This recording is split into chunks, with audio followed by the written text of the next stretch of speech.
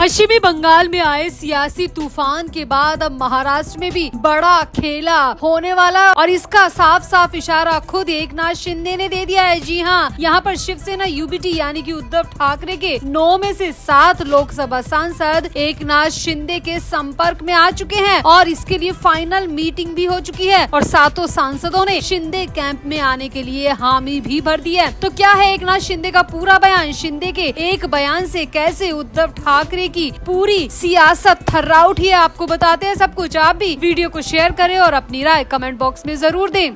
तो हाल ही में एक बेहद सीक्रेट मीटिंग हुई जिसकी खबर किसी को भी नहीं थी, जिसकी भनक किसी को भी नहीं लगने दी गई और ये मीटिंग हुई एकनाथ शिंदे और उद्धव ठाकरे के 7 सांसदों के बीच। सबसे बड़ी बात ये है कि ये मीटिंग महाराष्ट्र में न होकर दिल्ली में की गई। खुद एकनाथ शिंदे दिल्ली पहुंचे और वहां पर उद्धव ठाकरे गुट के 7 सांसदों के साथ उन्होंने करीब 1.5 से 2 घंटे तक आपस में बातचीत की। अब इस बातचीत का खुलासा खुद एकनाथ शिंदे की तरफ से कर दिया गया है। जी हाँ, बहुत बड़ी खबर आ रही है कि जिस तरह से पश्चिमी बंगाल में ममता बनर्जी की पार्टी पूरी तरह बिखरने को, नेस्तनाबूद होने को तैयार है, उसी तरीके से अब महाराष्ट्र में उद्धव ठाकरे की पार्टी भी पूरी तरह उखड़ने को तैयार है, क्योंकि यहाँ पर उद्धव ठाकरे के 9 सांसद है, लेकिन 9 में से 7 सांसद अब एकनाथ शिंदे कैंप में जाने को हाँ कर चुके हैं और इसका सबसे बड़ा दावा शिंदे कैंप की तरफ से किया जा रहा है। तो जो खबर आ रही है उसके मुताबिक 7 जून को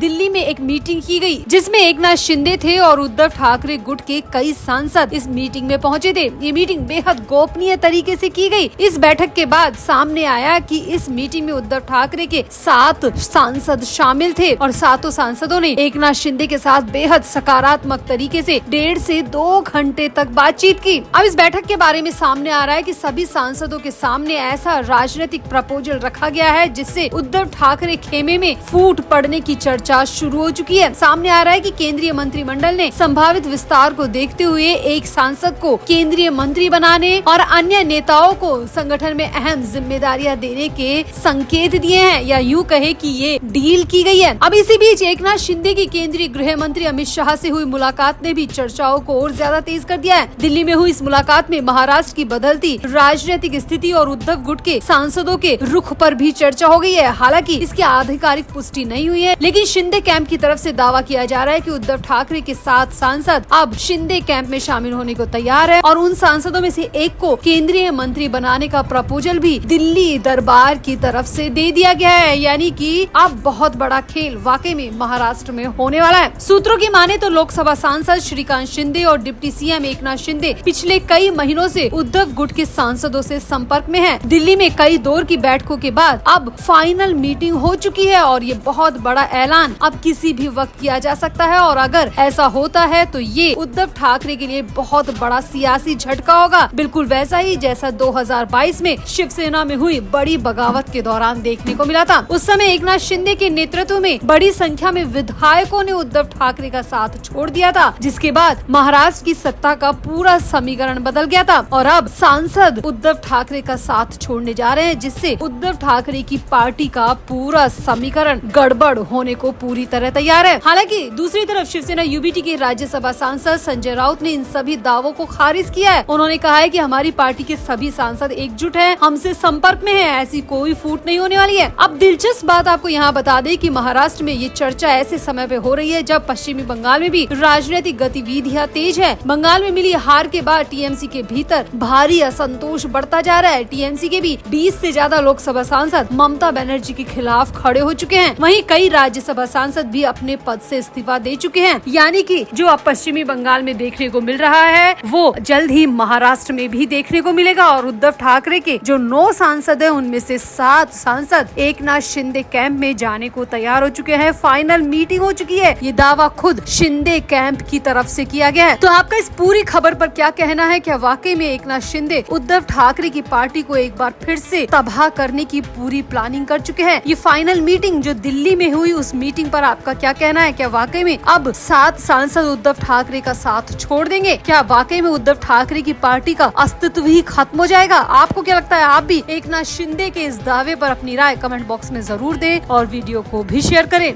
तो दिल्ली में इंडिया गठबंधन की बैठक हुई, बड़े बड़े नेता पहुंचे। पश्चिमी बंगाल से ममता बनर्जी पहुंची, उत्तर प्रदेश से अखिलेश यादव पहुंचे, सोनिया गांधी, मल्लिकार्जुन खड़गे, खुद राहुल गांधी और तमाम नेता इस मीटिंग में पहुंचे। लेकिन जिस व्यक्ति पर सबसे ज्यादा नजरें टिकी थी वो थे उद्धव ठाकरे। जी हाँ, उद्धव ठाकरे इस मीटिंग में पहुंचे ही नहीं। ये मीटिंग इंडिया गठबंधन द्वारा बहुत ज्यादा अहम बताई जा रही थी। नेताओं द्वारा इस मीटिंग के कई बार ढोल पीटे गए और बड़ी बड़ी बातें इस मीटिंग को लेकर की गई, लेकिन उद्धव ठाकरे के नहीं पहुंचने से पूरी मीटिंग का बेड़ा गर्क हो गया। ये मीटिंग जिस उद्देश्य के लिए आयोजित की गई थी वो उद्देश्य तो कहीं धूमिल हो गया और उद्धव ठाकरे और राहुल गांधी की नाराजगी सिर्फ चर्चा का केंद्र बन के रह गई है। अब राहुल गांधी क्यों नाराज हुए और उद्धव ठाकरे ने ऐसी कौन सी हरकत की वो आपको बताते हैं। तो दरअसल उद्धव ठाकरे को भी इस मीटिंग में पहुंचना था। उद्धव के साथ संजय राउत को भी इस मीटिंग में आना था। उद्धव ठाकरे लास्ट मोमेंट तक मीटिंग में आने की बात कर रहे थे, लेकिन अचानक से उद्धव ठाकरे ने इस मीटिंग में आना कैंसिल कर दिया, जिसकी कई वजह निकलकर सामने आ रही है। अब खबर आ रही है कि राहुल गांधी ने पहले ही निर्देश दिया था कि हर नेता को इस मीटिंग में पहुंचना होगा और अगर नेता नहीं पहुंच पा रहा तो उसका प्रतिनिधि इस मीटिंग में पहुंचे, क्योंकि इस मीटिंग में आगामी चुनाव को लेकर जो रणनीति बनाई जाएगी, बीजेपी को केंद्र से हटाने के लिए जो रणनीति बनाई जाएगी, उसके लिए सभी नेताओं की मौजूदगी यहाँ पर राहुल गांधी ने जरूरी बताई थी। अब आप सभी जानते हैं कि इंडिया गठबंधन का मेन चेहरा राहुल गांधी ही है और राहुल गांधी ने जो कहा है वो इस गठबंधन में होना तय माना जाता है। लेकिन यहाँ पर उद्धव ठाकरे ने राहुल गांधी के निर्देश की अवहेलना कर दी। राहुल गांधी ने जो कहा उद्धव ठाकरे ने इसके सीधे उल्टे किया। यहाँ पर राहुल गांधी ने ये भी कहा था कि वर्चुअली यानी कि ऑनलाइन अगर कोई नेता इस मीटिंग में शामिल होता है तो उसकी गैर मौजूदगी मानी जाएगी, क्योंकि ऑनलाइन मीटिंग में शामिल होना सिर्फ फॉर्मेलिटी करने के बराबर होता है। और उद्धव ठाकरे ने यहाँ पर यही गलती कर दी। जी हाँ, उद्धव ठाकरे खुद मीटिंग के लिए दिल्ली नहीं पहुँचे और वो वर्चुअली इस मीटिंग से जुड़े। सामने आ रहा है कि उद्धव ठाकरे और झारखंड के सीएम हेमंत सोरेन दोनों ही वर्चुअली इस मीटिंग के लिए जुड़े, जबकि इस मीटिंग में सोनिया गांधी, राहुल गांधी और मल्लिकार्जुन खड़गे के साथ करीब 23 पार्टियों के प्रमुख वहां पर मौजूद थे। लेकिन उद्धव ठाकरे और हेमंत सोरेन यहाँ पर ऑनलाइन वीडियो कॉल के जरिए मीटिंग में जुड़े और यही बात राहुल गांधी को बेहद नागवार गुजरी है। सामने आ रहा है कि अब राहुल गांधी ने इंडिया गठबंधन की इस मीटिंग में ये साफ साफ कहा है कि जो इस मीटिंग में नहीं पहुंचा है वो हमारी तरफ से इस गठबंधन का हिस्सा है ही नहीं। हालांकि उद्धव ठाकरे ने यहाँ पर अपनी तबीयत का बहाना बताया था, अपनी नासाज सेहत को लेकर कहा था कि वो मुंबई से दिल्ली ट्रैवल नहीं कर सकते, इसीलिए वो वर्चुअली इस मीटिंग में जुड़ रहे हैं। लेकिन राहुल गांधी को साफ साफ पता है कि उद्धव ठाकरे अब बीजेपी से नजदीकियां बना रहे हैं और बीजेपी से नजदीकियां बनाने के दौरान वो इस गठबंधन की मीटिंग में आना इग्नोर कर रहे हैं। राहुल गांधी समझ चुके हैं कि उद्धव ठाकरे के मन में क्या चल रहा है। उद्धव ठाकरे कैसे देवेंद्र फडणवीस के करीब आ रहे हैं, आदित्य ठाकरे के जरिए देवेंद्र फडणवीस से नजदीकियां की जा रही है और यही वजह है कि वो इतनी अहम मीटिंग में खुद नहीं पहुंचे, बल्कि वो वर्चुअली इस मीटिंग से जुड़े, जो कि सभी नेताओं का अपमान है। राहुल गांधी ने उद्धव ठाकरे की इस हरकत को किसी भी आधार पर सहने का मना कर दिया और राहुल गांधी ने साफ साफ संकेत दे दिया है कि उद्धव ठाकरे का पत्ता अब इस गठबंधन से कट चुका है।